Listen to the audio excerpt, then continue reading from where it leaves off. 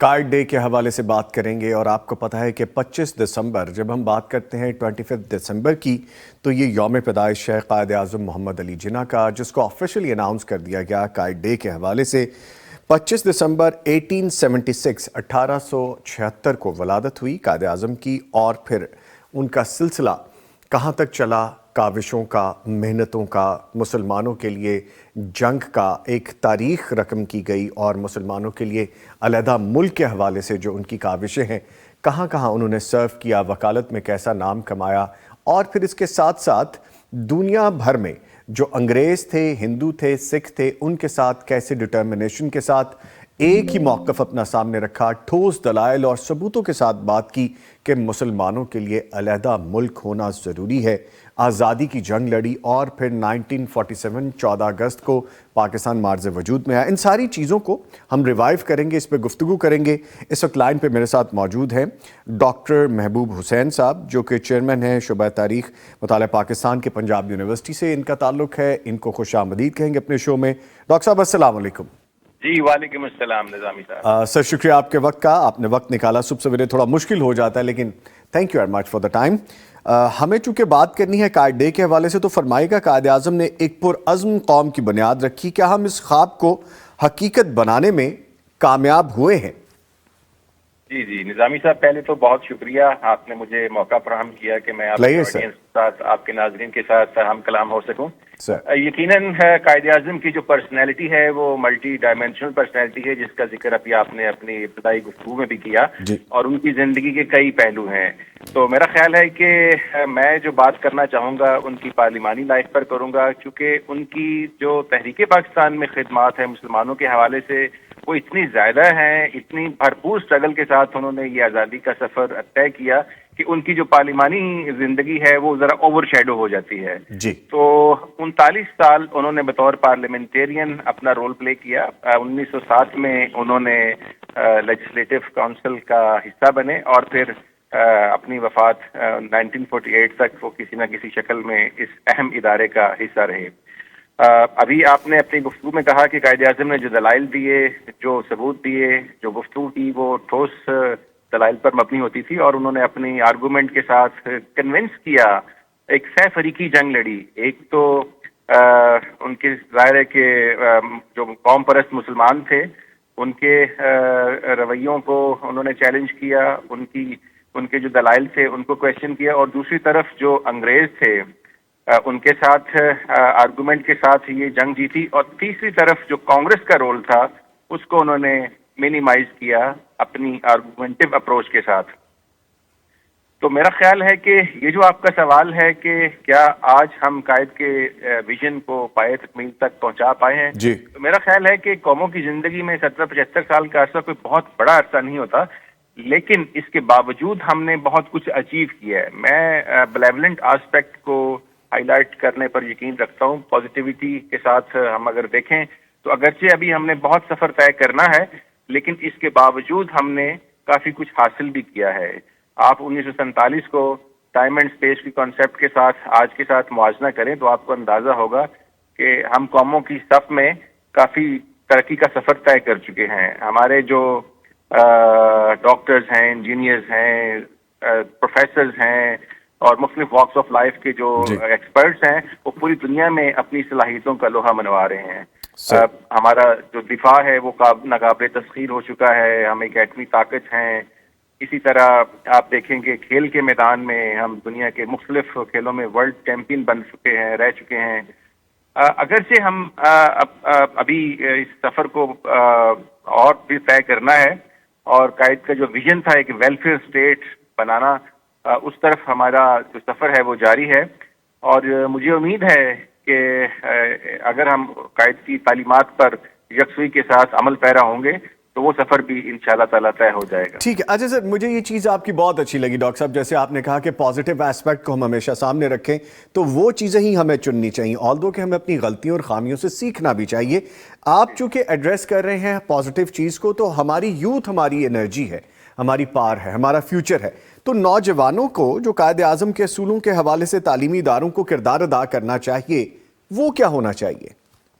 دیکھیے, قائد جو تھے وہ نوجوانوں پر بہت ریلائی کرتے تھے. جی. انہوں نے تحریک پاکستان میں نوجوان طبقے کو اپنی اس جنگ کا, اس تحریک کا, اس آزادی کے مشن کا حصہ بنایا, اور یہی وجہ ہے کہ جو نوجوان تھے وہ اس وقت جبکہ کمیونیکیشن ریسورسز نہیں تھے, ایسے وسائل نہیں تھے کہ پیغام جو ہے وہ فوری پہنچ سکے, تو یہ طلبہ ہی تھے, نوجوان لوگ ہی تھے جنہوں نے قائد اعظم کا اور مسلم لیگ کا پیغام گھر گھر پہنچایا اور ان کو ایک بڑی جنگ کے لیے تیار کیا. تو آج اگر ہم دیکھیں تو پاکستان دنیا کے ان خوش قسمت ممالک میں شامل ہے جہاں کی آبادی کا ایک بڑا حصہ نوجوانوں پر مشتمل ہے. جی. اور نوجوان جو کسی بھی قوم کا سرمایہ ہوتے ہیں, اور اگر دیکھا جائے تو نوجوان ہمارے جو ہیں وہ بہت پوٹینشیل ہے ان میں, اور وہ بہت باصلاحیت ہیں. اور جیسے میں نے پہلے عرض کیا کہ آپ دیکھیں کہ عرفہ کریم کا نام ہمارے سامنے آتا ہے کہ کتنی ینگ ایج میں انہوں نے ٹیکنالوجی کے میدان میں اچیومنٹ حاصل کی. اسی طرح اگر کھیلوں کی بات کی جائے تو جانشیر خان کا نام, جہانگیر, یہ سارے نوجوان. اچھا, آج بھی ہمارا نوجوان بہت پوٹینشیل ہے. آپ دیکھیں کہ وہ دنیا بھر میں اگرچہ وہ لوگ کہتے ہیں کہ یہ برین ڈرین اور باہر جا رہے ہیں, لیکن میں یہ سمجھتا ہوں کہ ہمارا نوجوان باصلاحیت ہے تو وہ دنیا میں جا کر اپنی صلاحیتوں کے ذریعے اپنا ایک مقام پیدا کر رہا ہے. اچھا, اب یہ ہے کہ پاکستان کے اندر جو نوجوان ہیں وہ کس طرح پازیٹیو اپنا رول پلے کر سکتے ہیں. تو میرا خیال ہے کہ یہاں پر ہماری جو پولیٹیکل ایلیٹ ہے, جو پولیٹیکل لیڈرشپ ہے, اس کو آگے آنا ہوگا, اور نوجوانوں کو پولرائزیشن کی طرف لے جانے کی بجائے, ان کو خرافات میں الجھانے کی بجائے, ان کو ایک ویژن دیا جائے, ان کو ایک ڈائریکشن دی جائے, ان کو چینلائز کیا جائے, تاکہ وہ اس ملک کی ترقی کے سفر میں ہم رکاب ہوں اور وہ شانہ بشانہ چل سکیں. ٹھیک ہے, اس انرجی کو پراپر وے میں ہمیں یوٹیلائز کرنا چاہیے. اچھا سر, آپ کے خیال میں جو قائد اعظم کی زندگی کے کون سے ایسے انقلابی پہلو ہیں کہ جن پہ ہماری نئی نسل کو چلنا چاہیے, پہچاننا ضروری ہے ہماری نئی نسل کو؟ دیکھیں, ایک تو قائد کا جو آفاقی ویژن ہے, مشن ہے, جس کو ہم نے ایک ڈکٹم کے طور پر اپنے نیشنل ڈسکورس کا حصہ بھی بنایا ہوا ہے, بنا رکھا ہے, جس میں ہم تنظیم, یقین اور استحکام اور وہ ڈسپلن کی بات کرتے ہیں, ایمان, اتحاد, تنظیم, ایمان اتحاد کی بات کرتے ہیں, تنظیم کی بات کرتے ہیں. تو اگر ہماری صفوں میں کمٹمنٹ ہو, ایک آرگنائزیشن ہو, ایک ڈسپلن ہو, تو یقیناً ہم آگے بڑھ سکتے ہیں. اور یہ کوئی ایسی راکٹ سائنس نہیں ہے, کوئی مشکل یا ناممکن چیز نہیں ہے. دیکھیں کہ دنیا میں جن بھی ممالک میں یا اقوام نے ترقی کی ہے, انہوں نے پہلے سب سے اپنے اندر ڈسپلن پیدا کیا ہے, ایک کمٹمنٹ پیدا کی ہے, اور ایک یقین کے ساتھ پھر وہ آگے بڑھے ہیں. تو میرا یہ خیال ہے کہ آج کا نوجوان بھی اگر اپنے اندر ڈسپلن پیدا کر لے, وہ ایک ہجوم کی بجائے ایک قوم کی شکل اختیار کر لے, تو قائد کا جو مشن تھا یا ان کا جو ویژن تھا اس کو بآسانی اور جلد اچیو کیا جا سکتا ہے. ٹھیک ہے. اچھا ڈاکٹر صاحب, چونکہ وقت کی قید رہتی ہے آپ کو بھی, ہمیں بھی, اور صبح سویرے تو ویسے بھی تھوڑا پینک سچویشن میں رہتے ہیں ہم سب, لاسٹ کوسچن آپ سے فرمائے گا کہ قائد اعظم کی جو جدوجہد آزادی میں محنت اور استقامت کی مثالیں ہیں, اس سے ہمیں کیا انسپریشن لے لینی چاہیے, سبق کیا لے لینا چاہیے, اور پھر اس پہ ہمیں عمل کس طرح کرنا چاہیے؟ دیکھیں, یہ پہلے سوال کے ساتھ جڑا ہوا ہی دوسرا سوال ہے, تو اس کا جواب بھی ویسے ہی ہے کہ دیکھیں, سب سے جو انسپریشن ہے وہ یہ تھا کہ قائد کی زندگی جو کہ خود ایک بھرپور نظم و ضبط سے بھرپور تھی. آپ دیکھیں کہ ان کی زندگی میں وہ ٹائم کے پابند تھے, وہ ڈسپلن تھے, انہوں نے کبھی جو رول آف لا کو وائلیٹ نہیں کیا, اور وہ انہوں نے ایک جو کانسٹیٹیوشنل اسٹرگل ہے اس پر وہ بلیف رکھتے تھے. یقین تھا ان کا کہ ایک آئینی طریقے سے, قانونی طریقے سے اپنی جگہ بنانی ہے, اپنا راستہ بنانا ہے. تو میرا خیال ہے کہ آج بھی ہماری جو قوم ہے وہ اگر اس طرف چل پڑے, ہمارے پاس ایک کنسنسس ڈاکومنٹ ہے جسے ہم 1973 کا کانسٹیٹیوشن کہتے ہیں, اور آپ دیکھیں گے پچھلے 55 سال سے وہ ایک قوم کو متحد رکھے ہوئے ہے. تو میرا خیال ہے کہ اس ڈاکومنٹ کو اگر ہم ایک مشعل راہ مان لیں تو اس پر عمل کریں، جتنے بھی اسٹیک ہولڈرز ہیں وہ اس کو لے کر آگے چلیں اور اپنے اداروں کو انسٹیٹیوشنلائزڈ کریں، ڈسپلن کریں، تو ہم آگے بڑھ سکتے ہیں۔ ٹھیک ہے، بہت شکریہ ڈاکٹر محبوب حسین صاحب، آپ نے وقت دیا، آپ کے وقت کا شکریہ۔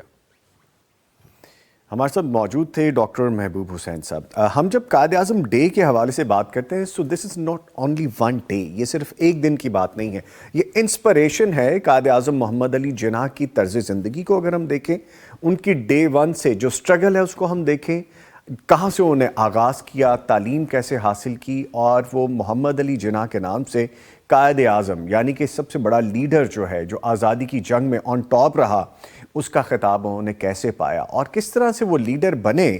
اگر ہم دیکھتے ہیں کہ ان کی ایجوکیشن تو یہ ایک بیرسٹر، ایک لائر، ایک وکیل کی ایجوکیشن تھی، اور اس ایجوکیشن کو لے کے جب وہ آئے تو انہوں نے بڑے ٹھوس دلائل کے ساتھ پروف کرتے ہوئے اپنی اوائل عمری میں ہی، شروع کے دنوں میں ہی، جوانی میں ہی انہوں نے اپنا سکہ جما لیا، اور وکالت کا سکہ اس دور میں کہ جب بہت بہت بڑے نام ان کے ارد گرد اور میچور اور بڑی ایج کے لوگ، ایکسپیرینس لوگ موجود تھے، انہوں نے اپنی جگہ بنائی۔ جیسے وکالت میں انہوں نے اپنا نام بنایا تو اس کے بعد انہوں نے پولیٹیکل سائٹ پہ سیاست میں آنے کا انہوں نے ایک قدم اٹھایا، اور پھر وہاں سے آغاز کرتے ہوئے انہوں نے جوائن کی مختلف جماعتیں۔ جیسے کانگریس کا اگر ذکر کیا جائے تو اس وقت کے جو نامی گرامی لیڈر تھے، جن میں ہندو بہت بہت بڑے نام شامل ہیں، ان کو اسسٹ کیا انہوں نے، بڑے لائرز شامل ہیں، اور بہت بڑی پذیرائی ملی انہیں اس وقت، اور بڑا سمجھا جاتا تھا کہ ایسے لوگوں کے ساتھ جو اس وقت کے بڑے نام ہیں ان کے ساتھ جڑ جانا اور کام کرنا، یہ بھی اپنے وقت کے اپنے دور کا ایک بہت بڑا ان کا اپنی اچیومنٹ تھی، اور پھر انہوں نے آگے آ کے پروف کیا کہ کیسے سیاست میں بھی وہ نام پیدا کر سکتے ہیں، اور پھر انہوں نے نیشن کے لیے کیسے سرو کیا۔ ایک اور معزز مہمان مجھے جوائن کر چکے ہیں، آپ کو انٹروڈیوس کرواتا چلوں، ہمارے ساتھ موجود ہیں ڈاکٹر اسلم ڈوگر صاحب، ماہر تعلیم ہیں، کالم نگار ہیں، ان کو خوش آمدید کہیں گے اپنے شو میں۔ ڈاکٹر صاحب السلام علیکم۔ وعلیکم السلام، بڑی مہربانی، آپ نے مجھے موقع دیا۔ سر شکریہ آپ کے وقت کا۔ سر فرمائیے گا، ہم بڑے اہم دن کے حوالے سے بات کر رہے ہیں، آپ کے ہمارے جو قائد ہیں 25 دسمبر، قائد اعظم محمد علی جناح کے حوالے سے بات کر رہے ہیں۔ فرمائیے گا ان کے جو مشہور فرمودات ہیں، ایمان، اتحاد، تنظیم، اور ان کی تعبیر آج کے پاکستانی معاشرے میں اب کیسے ممکن ہے؟ ہم ان تین لفظوں کو اپنے بچپن سے، ہوش سنبھالنے سے پہلے سے دیکھ رہے ہیں، اس پہ عمل کرنے کی کوشش کر رہے ہیں، لیکن ٹرو فیس کیا ہے اس کا، اصل انسپریشن کیا ہے؟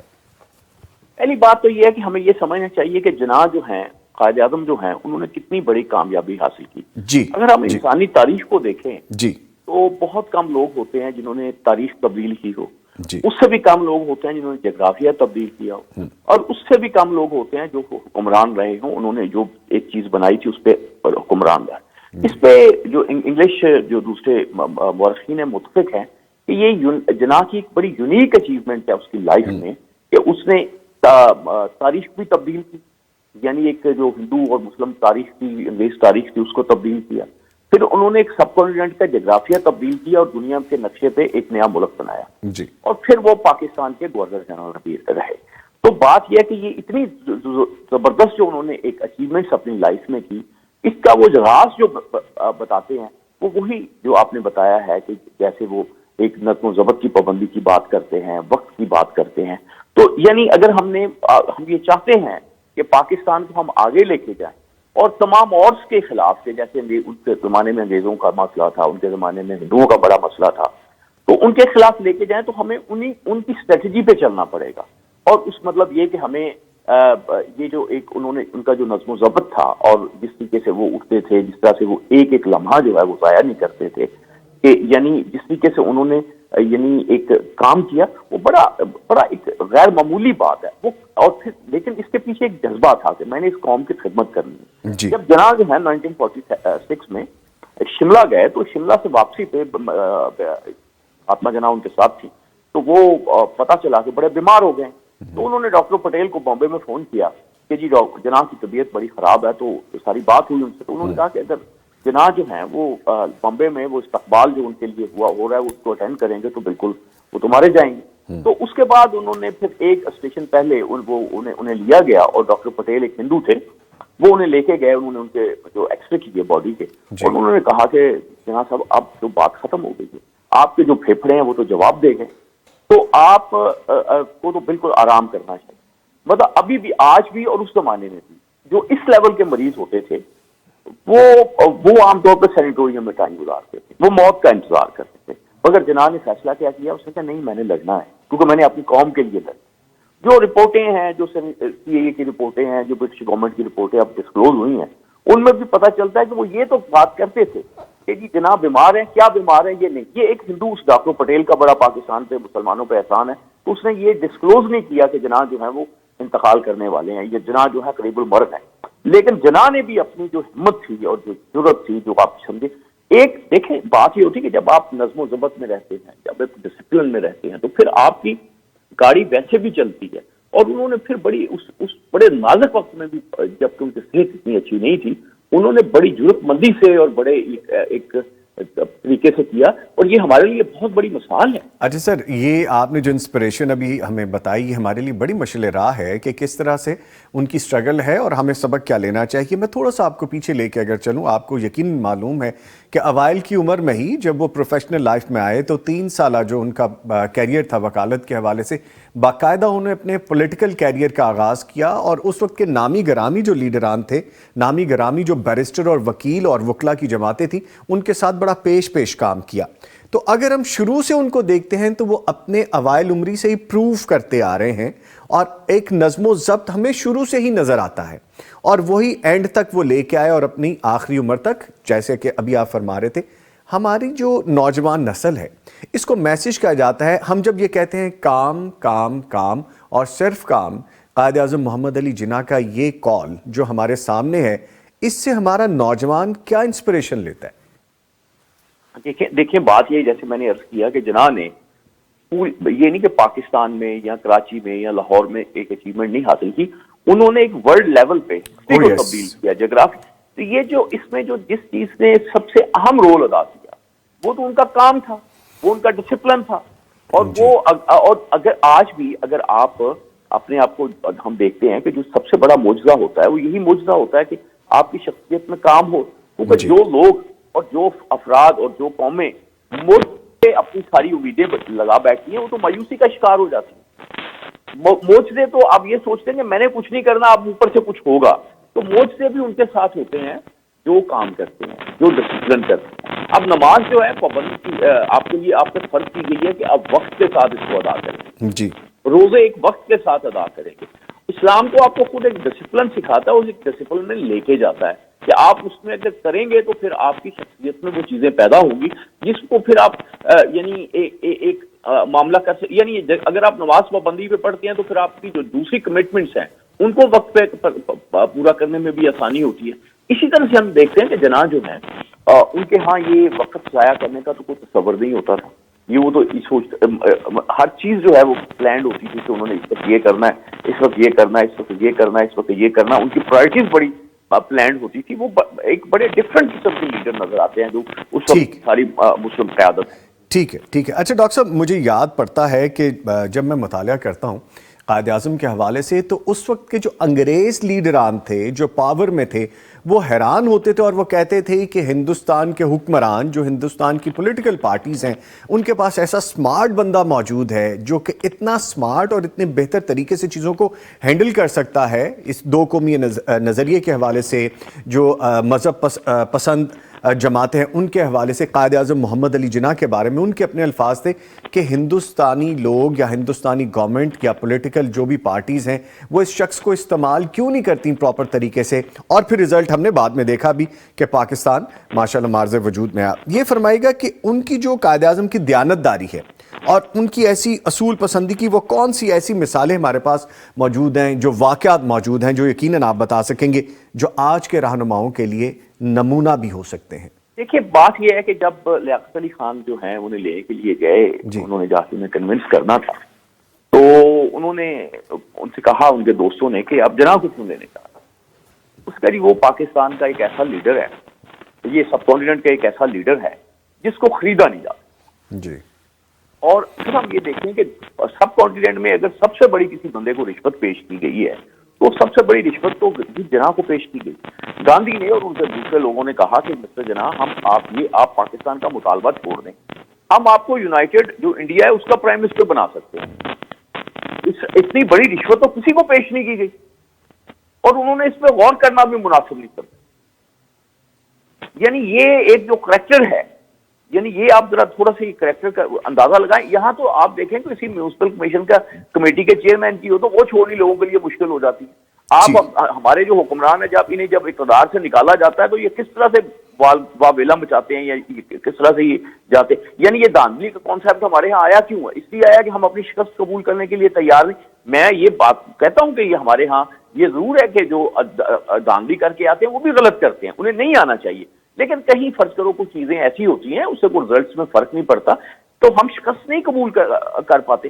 لیکن جناح کا مسئلہ یہ تھا کہ کوئی بھی لالچ, کوئی بھی عہدہ, کہ وہ ایک عجیب آدمی تھا کہ اس کو اٹیک ہی نہیں کرتا.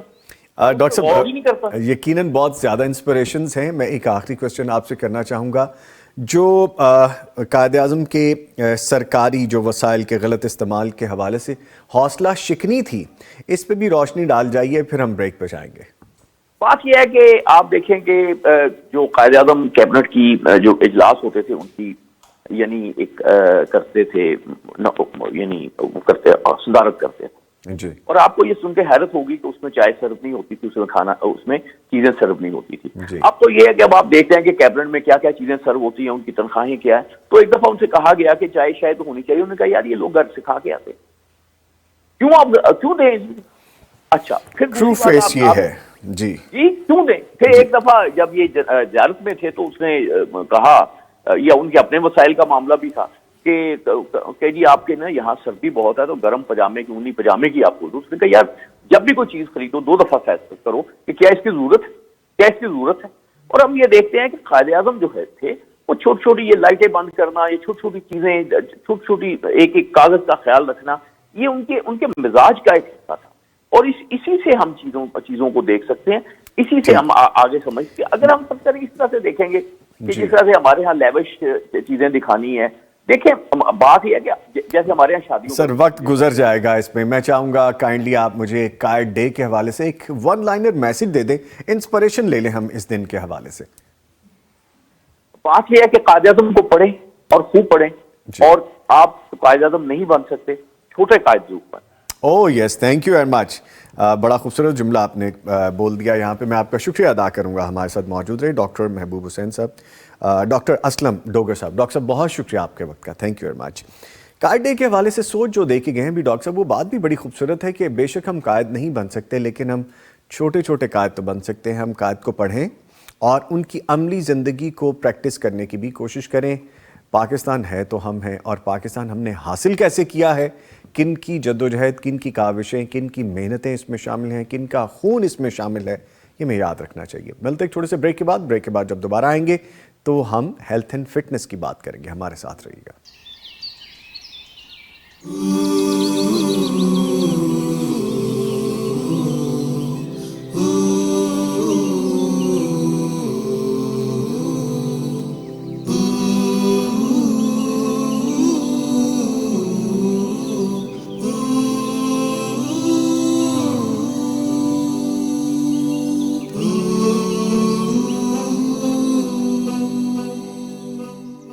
لے جی, صحت کے حوالے سے بات کرتے ہیں. ہمیں جوائن کر چکی ہیں ڈاکٹر صبغہ لیاقت صاحبہ. ان کو خوش آمدید کہیں گے اپنے شو میں. ڈاکٹر صاحب السلام علیکم. جی السلام علیکم. وعلیکم السلام. ڈاکٹر صاحبہ کیسی ہیں آپ, ٹھیک ہیں؟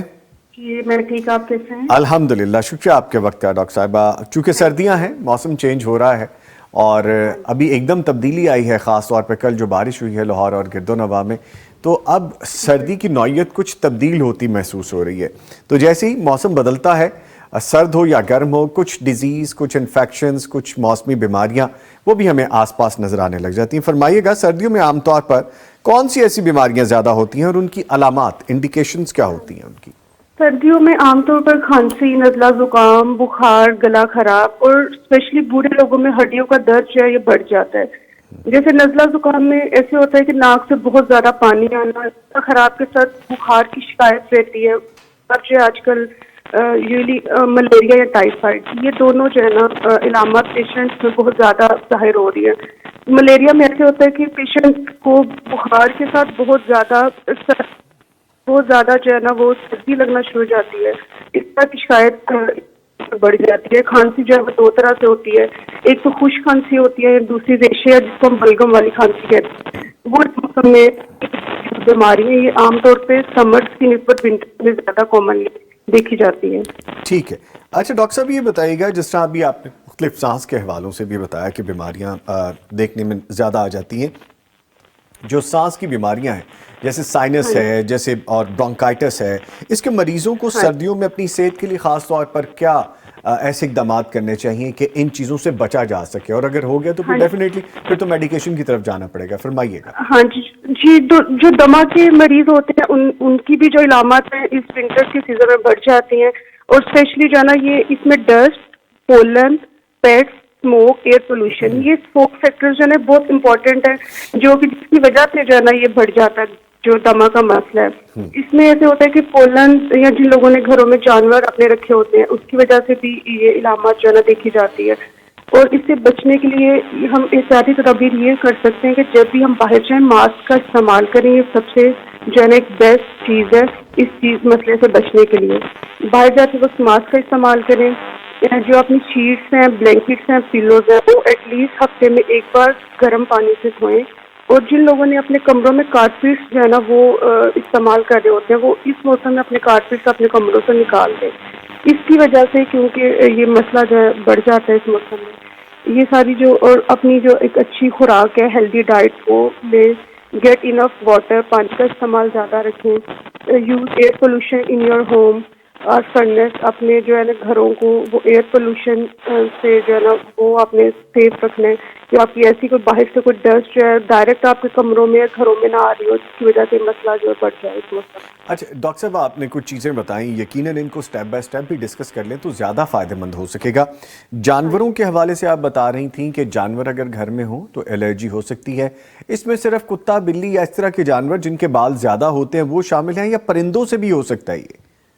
ایگزیکٹلی یہ پرندوں سے بھی ہوتا ہے اور جن کے جسم پہ بہت زیادہ بال ہیں اس سے بھی ہوتا ہے. کیونکہ جب بال آپ جس جانور کے جیسے کتا ہے اس کے جسم میں بہت زیادہ بال ہوتے ہیں، تو بال جب اڑتے ہیں گھر کے کبھی کسی جگہ پہ جا رہے ہوتے ہیں تو ایک الرجی کاز کرتے ہیں اس پر، جس کی وجہ سے وہ آپ کی سانس لینے میں مسئلہ پیدا کرتا ہے. وہ سانس کی نالی میں بھی آپ کی جا سکتا ہے. تو اس کی وجہ سے الرجی جو ہے نا وہ آپ کو بہت سیویئر قسم کی ہو جاتی ہے. اچھا ڈاکٹر صاحب اب اس میں بھی چند ایک چیزیں ہیں، یہ بھی ذرا ایجوکیٹ کیجئے ہمارے دیکھنے سننے والوں کو. کچھ لوگ پیٹ لور ہیں، جیسا میں بہت پیٹ لور ہوں، میری طرح کے اور بہت سے لوگ ہوں گے. ہمیں احتیاطی تدابیر کی ضرورت ہے.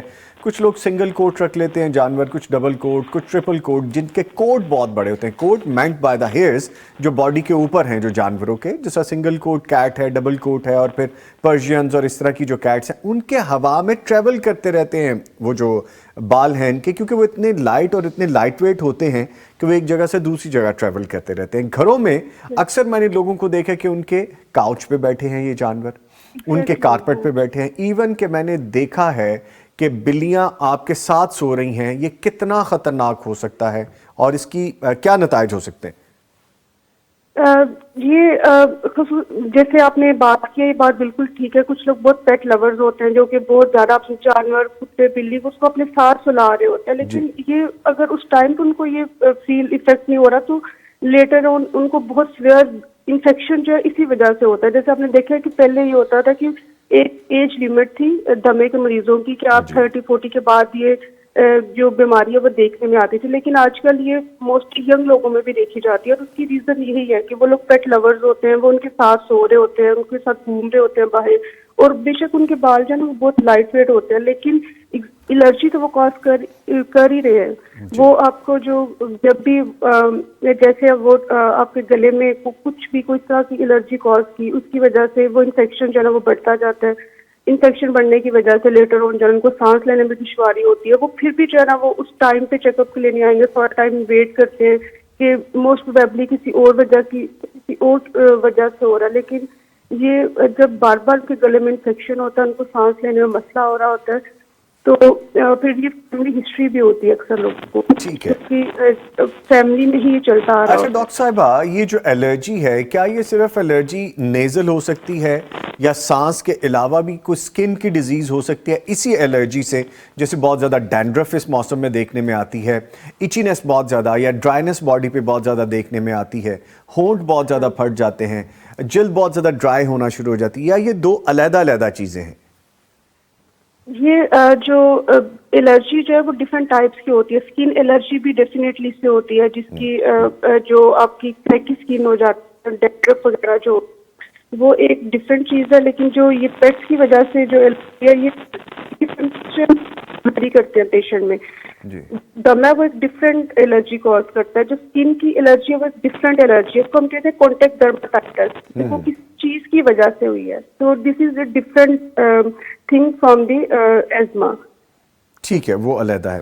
اچھا جیسے ابھی ہم نے بات کی کہ ہونٹ پھٹ جاتے ہیں، اسکن ڈرائی ہو جاتی ہے اس موسم میں، خاص طور پہ ڈرائنس کے بہت ایشوز ہوتے ہیں، کیا اس کے لیے کوئی میڈیکیشن ضروری ہے یا کوئی بھی آپ آئل یوز کر لیں، باڈی لوشنز وغیرہ یوز کر لیں، لپ بام یا چاپسٹک وغیرہ یوز کر آپ لیں؟ نے اپنی اسکن کو جو ہے نا وہ ہائیڈریٹ رکھنا ہے. Hydration is very important. اگر آپ کا جسم جو ہے وہ ہائیڈریٹ رہے گا تو جو ہے نا اس سے آپ کی نہیں ہوتے کہ آپ کی اسکن جو ہے نا وہ پیچی ہو رہی ہے یا کریکی ہو رہی ہے. آپ نے فروٹس کا استعمال کرنا ہے. Eat hydration fruits, like fruits اور ویجیٹیبلس کو استعمال کریں کہ جس سے آپ کو ہائیڈریشن ملے. جیسے اس موسم میں اورنج ہو گیا ہے، گریپ فروٹس ہو گئے، ایپل، کمبر ہے. یہ وہ فروٹس ہیں اور ویجیٹیبلس ہیں جو آپ کی اسکن کو اور آپ کی باڈی کو ہائیڈریٹ کرتے ہیں. آپ نے پانی کا استعمال اس موسم میں زیادہ رکھنا ہے کیونکہ ونٹرز میں اس طرح سے پیاس محسوس نہیں ہو رہی ہوتی اور پیشنٹ جو ہے نا وہ آپ بہتر سے کہ آپ ایک ریمائنڈر سیٹ کر لیں کہ آپ نے ہر آرلی جو ہے نا ایک گلاس پانی کا پینا ہی پینا ہے. اور اس کے بعد جو ہے نا اپنی اسکن کو موئسچرائز کریں. بیسٹ موئسچرائزر استعمال کریں اپنی اسکن پہ. ٹھیک ہے، اس میں بھی کچھ چیزیں ہیں جس طرح ہائیڈریشن کے لیے ہم انٹرنلی ہائیڈریٹ رہنے کی بات کر رہے ہیں، جس میں ہم نے پھل، فروٹ، فریش ویجیٹیبلز اور فروٹس کی بات کی ہے. دوسرا پانی کا لکوڈ کی انٹیک. لیکن لوگ بہت زیادہ اس موسم میں لکوڈ کا انٹیک نہیں کرتے کہ بار بار واش روم جانا پڑے گا، یورین کے بہت زیادہ پاس آؤٹ کرنے کی بار بار آپ کو حاجت ہوگی. تو اس سے کیسے لوگ اپنے آپ کو کوپ اپ کریں، یا اگر یہ ہے تو یہ نارمل ہے، اس سے پریشان نہ ہو؟ ایگزیکٹلی پریشان دیکھیں، اگر آپ اس وجہ سے پانی کا استعمال نہیں کر رہے کہ آپ کو بار بار جو ہے نا آپ ڈرائی فروٹس کا استعمال کریں. ڈرائی فروٹس بہت بیسٹ ہے. اس سے ایک تو یہ ہے کہ آپ کو جو ہے نا وہ بار بار پیشاب بھی نہیں آئے گا اور آپ کی اسکن اور جو ہے نا وہ آپ کی باڈی بھی ہائیڈریٹ بھی رہے گی. پانی کا استعمال اگر آپ ڈرائی فروٹس کے ساتھ کر رہے ہیں، لیکن پانی جو ہے نا وہ بہت ضروری ہے اس موسم میں پینا. اچھا آپ فرما رہی ہیں کہ آپ ایک ریمائنڈر سیٹ کر لیں. جی کمپلیٹ کیجئے. جی ایک ریمائنڈر سیٹ کر لیں. آپ نے ہر گھنٹے کے بعد جو ہے نا پانی کا استعمال کرنا ہی کرنا ہے. ٹھیک ہے. پانی کا استعمال جو ہے نا اس کی وجہ سے دوسرا، جیسے آج کل خواتین میں آپ نے دیکھا ہوگا کہ بی پی لو کی وجہ سے آتی ہے یا سر درد ہوتا ہے. پانی جب جسم میں پانی کی کمی ہوتی ہے اس کی وجہ سے ہی بی پی لو ہوتا ہے. جب بی پی لو ہوتا ہے تو سر درد ہوتا ہے. اور پھر اسی وجہ سے جو ہے نا پیشاب کے مسئلے مسائل بہت ہو سکتے ہیں، جیسے گردے میں پتھری، پیشاب کی نالی میں انفیکشن ہو سکتا ہے. یہ موسم سرد بھی ہو تو آپ پانی پئیں، بے شک نیم گرم پانی پئیں، یہ آپ کے لیے ضروری ہے. ہاں جی، پانی کا استعمال بہت ضروری ہے. ٹھیک ہے. آپ نے ابھی ڈرائی فروٹس کا ذکر کیا، تو ڈرائی فروٹس آپ کو تھوڑا چبی زیادہ کر دیں گے اس موسم میں اگر آپ ان کی انٹیک روٹین میں رکھیں گے، یا مٹھی بھر بس لیں ڈیلی وہ کافی ہے؟ ہاں جی، ایک لمیٹڈ کوانٹٹی جو ہے نا وہ ہر چیز کی جو ہے نا لمیٹڈ کوانٹٹی. اگر آپ کوئی بھی چیز ایکسس میں لیتے ہیں تو وہ بھی آپ کے لیے ٹھیک نہیں ہے. اچھا میں نے کچھ لوگوں کو دیکھا کہ وہ مٹھی بھر تو لیتے ہیں لیکن وہ مٹھیاں ان کی 10 بار بھر جاتی ہیں، تو یہ کتنا نقصان دہ ہو سکتا ہے؟ صرف 10 بار بھی بھرنی چاہیے، جسٹ ایک بار. اچھا ٹھیک ہے. اچھا ہائیڈریٹ رہنے کی جو ہم بات کر رہے تھے، ڈفرنٹ ٹائپ آف سکنز ہیں. ہائیڈریٹ رہنے کے لیے کسی کو آئل بیسڈ سکن پہ اپلائی کرنے کی چیزیں ضرورت ہوتی ہے، موئسچرائزر، کسی کو واٹر بیسڈ. تو آپ کیا کہیں گی، دونوں ایکویلنٹ ٹو گڈ ہیں یا علیحدہ علیحدہ یوز کرنے کے پرپز ہیں، یا سکن ٹائپ کی وجہ سے ہے، خاص طور پہ اس موسم کے حوالے سے؟ جی میں آپ کو تھوڑا ایکسپلین کرتی ہوں اس چیز میں، کیونکہ ہر کسی کی ڈفرینٹ اسکن ہے. کسی کی بہت ڈرائی اسکن ہے، کسی کی آئلی اسکن ہے، اور کسی کی کمبینیشن اسکن ہے. اگر آپ کی ڈرائی اسکن ہے تو آپ وہ موئسچرائزر استعمال کریں گے جس میں تھوڑا آئل ہو، تاکہ وہ آپ کی اسکن کو مزید ڈرائی نہ کریں. اگر آپ کی آئلی اسکن ہے تو آپ وہ والا موئسچرائزر استعمال کریں گے جس میں بہت زیادہ آئل نہ ہو. جب ہم موئسچرائزر मार्केट में लेने जाते हैं तो उसके ऊपर ये सारी चीजें मेंशन होती हैं कि ये ड्राई स्किन के लिए, ऑयली स्किन के लिए या कॉम्बिनेशन स्किन के लिए। तो आप उसके अकॉर्डिंग जो है अपना मॉइस्चराइजर इस्तेमाल करेंगे, क्योंकि अगर आपकी ऑलरेडी एक ड्राई स्किन है और आपने मॉइस्चराइजर भी आपने वही लिया कि जो आपकी स्किन को उस तरह से इतना बेनिफिट नहीं दे रहा, तो फिर उसका इतना जो है ना वो फायदा नहीं होगा। तो फिर आपने जब भी मॉइस्चराइजर खरीदना, आप एक बार पहले उसके ऊपर देख ले, उसके ऊपर ऑयल फ्री लिखा हुआ है, क्या लिखा हुआ है, कॉम्बिनेशन स्किन लिखा हुआ है, उसके अकॉर्डिंग जो है आप अपना मॉइस्चराइजर अच्छा डॉक्टर साहब, बड़ी अच्छी बात आपने यहाँ पे बताई है। नॉर्मली हमारे यहाँ तो ये कॉन्सेप्ट बहुत कम है, मैं ये नहीं कहता नहीं है, लेकिन बहुत कम है। आपको इम्पोर्टेड कोई भी ब्रांड का, कोई भी फेमस नोन या एक्सपेंसिव ब्रांड का, क्योंकि बंदे की कोशिश होती है हम अच्छी चीज़ लें, तो आप महंगी खरीदने के चक्कर में, अच्छी खरीदने के चक्कर में आप उसके इंग्रेडिएंट्स नहीं पढ़ते। आपको कुछ भी XYZ मिला, वो आपके पाकिस्तान के क्लाइमेट के मुताबिक नहीं बना, आप वो खरीद लेते हैं, वो इम्पोर्टेड ले लेते हैं, उससे आपकी स्किन भी वो नहीं रहती, उसको आपको उस तरह से बेनिफिट भी नहीं होता। तो इससे कैसे, हमें इसका हल क्या होना चाहिए, ये भी एजुकेट कर दें। हाँ जी, इसका हल ये होता है कि आपको हमेशा ये नहीं देखना कि आप महंगे से महंगा जो है ना मॉइस्चराइजर खरीदने जाएं। आप ये देखिए कि आपकी स्किन पे सूट क्या चीज कर रही है। एक चीज है वो महंगी है, वो ब्रांडेड है, लेकिन वो आपकी स्किन पे ही सूट नहीं कर रही, तो आप वो कभी भी जो है ना, एक तो आपका पैसे भी वेस्ट हुए और दूसरा आपकी स्किन पे उससे डैमेज होगी। तो बेहतर ये है कि आप बेशक सस्ता लेकिन अच्छा जो आपकी स्किन पे सूट कर रहा है और आपके इंग्रेडिएंट्स जो है ना वो आपकी स्किन के अकॉर्डिंग है। लेकिन अगर आपकी ऑयली स्किन है तो उसके अकॉर्डिंग आपने देख लिया, या आपकी ऑयल फ्री आपको चाहिए तो आप ऑयल फ्री मॉइस्चराइजर का इस्तेमाल करेंगे। ठीक है। अच्छा, सर्दियों में खास तौर पे गर्म ड्रिंक्स, हॉट ड्रिंक्स का इस्तेमाल बहुत ज़्यादा हो जाता है, चाय बहुत ज़्यादा। वैसे तो आम रूटीन में मैंने गर्मियों में भी देखा है कि तपती दोपहरों में भी लोग चाय पी रहे हैं और रूटीन में पी रहे हैं, वो तो हैबिचुअल हो गए। लेकिन कुछ मैंने देखा है इस मौसम में गर्म जो मशरूबात हैं, जैसे कॉफ़ी है, जैसे टी है, कहवा है, मुख्तलिफ मशरूबात बना के बार बार इनटेक करते हैं। ज़्यादा कैफ़ीन लेने से, ज़्यादा कॉफ़ी चाय इस तरह की चीज़ें लेने से वो आपको गर्म ही रखेंगे या कोई नुकसान भी करेंगे? अच्छा, सबसे पहले ये है कि जो कॉफी है वो विंटर्स में एक जरूरी तो है, क्योंकि वो आपकी बॉडी को जो है ना वो हीट अप रखता है, ठीक है। लेकिन अगर मैंने अगेन जैसे आपसे पहले कहा कि हर चीज की एक लिमिट, अगर आप एक लिमिट से ज्यादा किसी भी चीज का इस्तेमाल कर रहे हैं तो वो आपकी स्किन के लिए नुकसान, वो आपकी बॉडी के लिए नुकसानदेह है।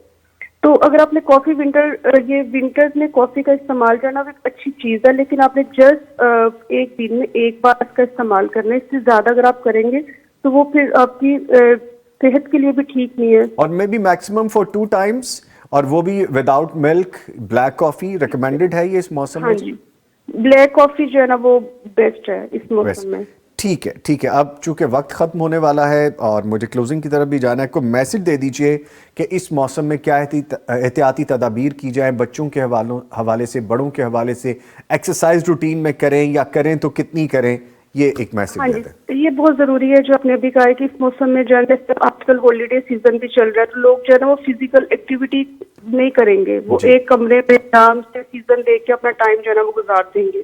तो बेहतर ये है कि अगर आप जो है ना एक्सरसाइज करते हैं उससे तो एक वेट गेन जो है वो वेट गेन होगा, तो वेट गेन की वजह से इस मौसम में जो है ना वो हड्डियों में दर्द, पट्ठों में खिंचाव, ये सारा वेट गेन की वजह से इस मौसम में बढ़ जाता है।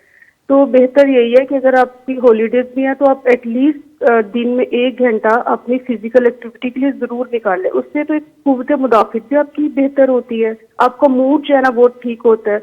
और जैसे सबसे इम्पोर्टेंट आजकल हर दूसरा इंसान जो है ना वो स्ट्रेस में, फिजिकल एक्टिविटी से स्ट्रेस भी जो है ना वो कम होता है। तो बेहतर यही है कि आप जो है ना वॉक करें, रनिंग करें, योगा, जो भी आप अपनी सेहत के मुताबिक जो आपको सूट करे, लेकिन मस्त है कि आप करें जरूर, अपनी सेहत का बहुत ख्याल रखें। स्पेशली जो बूढ़े लोग, उसमें हड्डियों का दर्द जो है इस मौसम में बढ़ जाता है। यानी डॉक्टर साहिबा, सबक हमें ये मिला कि हरकत में ही बरकत है। मौसम ठंडा हो, सर्द हो, गर्म हो, अपने आप को आप एक्टिव रखें, यही आपके लिए बेहतर है।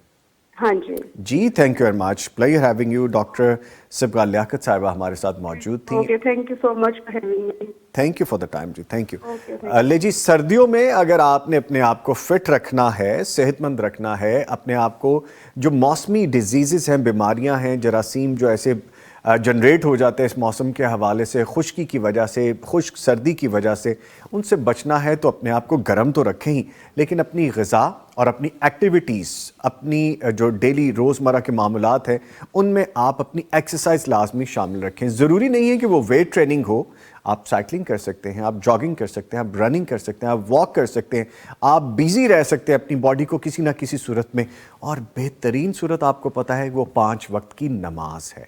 ہم 5 وقت باقاعدگی سے نماز ادا کریں تو ہمارے لیے بہترین ایکسرسائز ہے یہ۔ جب ہم سجدہ کرتے ہیں، جب ہم رکوع میں جاتے ہیں تو وہ ساری ایکسرسائزز ہی ہمیں مل جاتی ہیں۔ اس کے ساتھ ہی میں اپنے جو معزز مہمان ہمارے ساتھ حافظ عمر شفقت ہیں، ان کا شکریہ ادا کروں گا۔ حافظ صاحب، آپ کے آنے کے شکریہ، تھینک یو ویری مچ۔ اور آپ کا بھی شکریہ ادا کرتے ہیں جی کہ آپ پروگرام دیکھتے ہیں اور ہم سے رابطہ کرتے ہیں اور سیکھنے کی کوشش کرتے ہیں۔ اس کے ساتھ ہی نوید نظامی اور میری پوری ٹیم کو اجازت دیجیے۔ اپنا اور اپنے پیاروں کا خیال رکھیے، پھر ملاقات ہوگی، تب تک کے لیے اللہ حافظ۔